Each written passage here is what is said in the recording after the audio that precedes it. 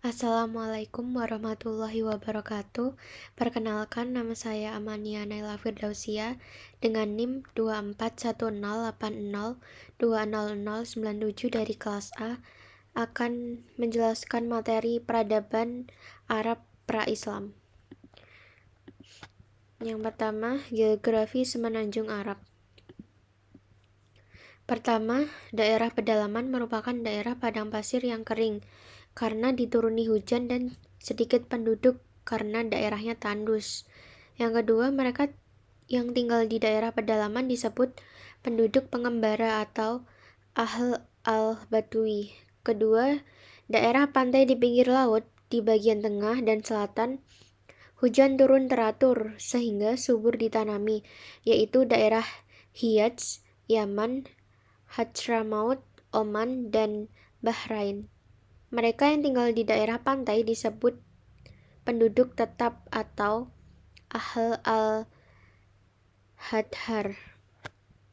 Selanjutnya adalah asal-usul bangsa Arab. Bangsa Arab berasal dari ras Samiyah dan terbagi dua suku. Pertama, suku Arab Al-Ba'idah, yaitu bangsa Arab yang sudah punah seperti kaum Ad dan Samud. Kedua, suku Arab Al-Baqiyah, yaitu bangsa Arab yang masih hidup sampai sekarang, terdiri dari keturunan Kahtan dan Adnan.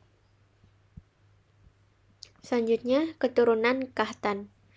Negeri asli keturunan Kahtan adalah Arabia Selatan. Di antara mereka ada yang muncul seperti Raja Yaman, Raja Saba, dan Raja Himyar. Setelah bendungan Saba rusak, di antara mereka ada yang mengembara ke utara dan malahan dapat membentuk kerajaan seperti Hiroh dan Gasasinah. Selanjutnya, suku Aus dan Khazraj yang mendiami Madinah juga berasal dari suku Kahtan ini.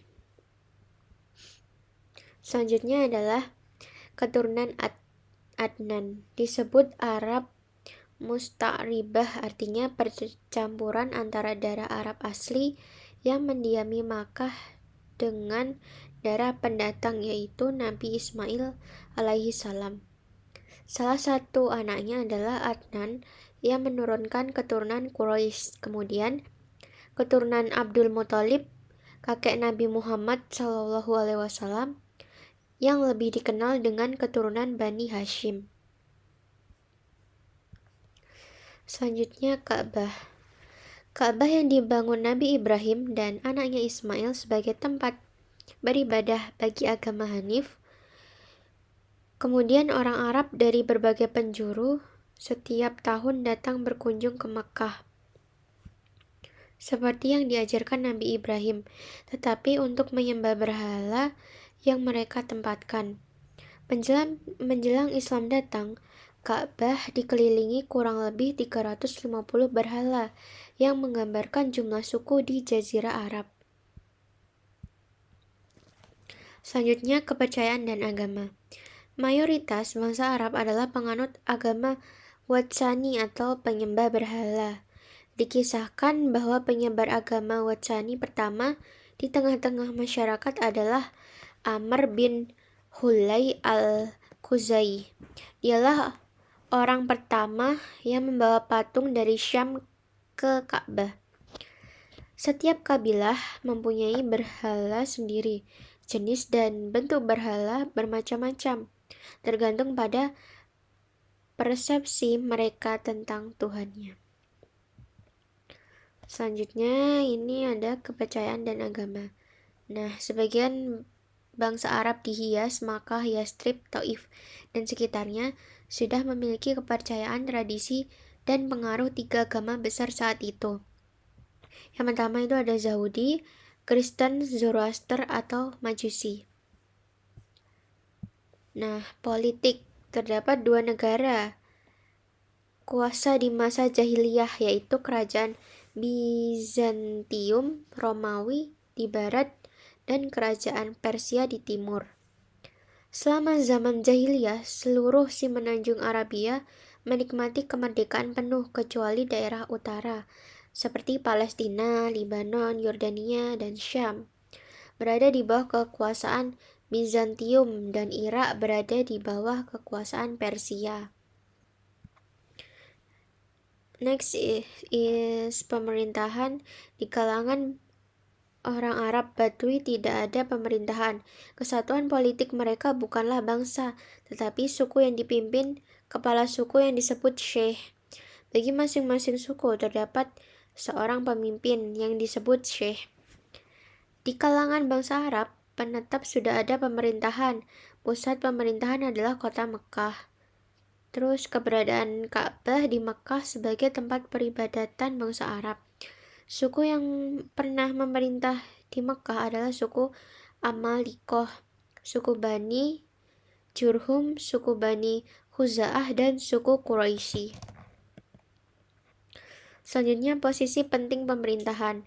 Yang pertama adalah hijabah, penjaga kunci-kunci Ka'bah. Yang kedua, Sikayah, pengawas mata air Zam-Zam untuk dipergunakan oleh para penziarah. Yang ketiga, Diyat, kekuasaan hakim sipil dan kriminal. Yang keempat, Sifarah. Sifarah itu pengurus pajak untuk orang miskin. Yang kelima, Najwah, jabatan ketua dewan. Yang keenam, Haimunah atau pengurus balai musyawarah. Yang ketujuh, Haizinah, jabatan administrasi keuangan. Yang ke-8, Azlam, penjaga panah beramal untuk mengetahui pendapat dewa-dewa.